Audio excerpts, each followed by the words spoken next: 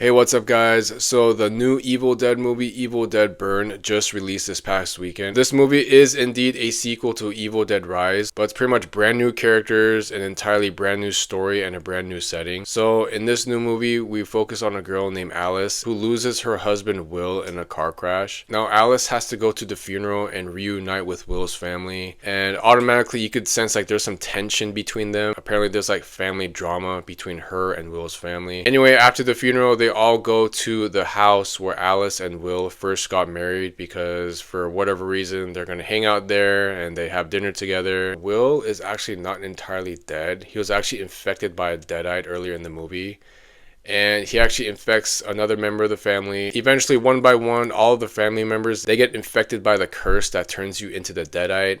And pretty much Alice is just trying to fend off the entire family. I'm gonna be completely honest with you, I was actually disappointed that nothing really changed. You just have a bunch of people that get infected by the curse and they turn into deadites and they try to kill everybody. Although I give credit to this film, there is one thing that stood out, and that was like the main storyline. In this movie, the Deadites actually have a reason why they're trying to kill off Will's remaining family members, because apparently there's this new weapon that can actually kill off the Deadites. In the Evil Dead movies, like the only way to kill them is literally like trying to kill them in the most brutal ways. Whether you dismember them, whether you use a shotgun or a chainsaw. In this new movie, Evil Dead Burn, there's actually a new weapon that can kill off these Deadites in a much more efficient way. So that's pretty much what the infected are trying to look for, so that they can like destroy it forever, so like nothing can kill them. So I do give credit to Evil Dead Burn. There's actually a more cohesive story this time around. Speaking of violence, the violence in this movie is typical Evil Dead fashion. It was very brutal,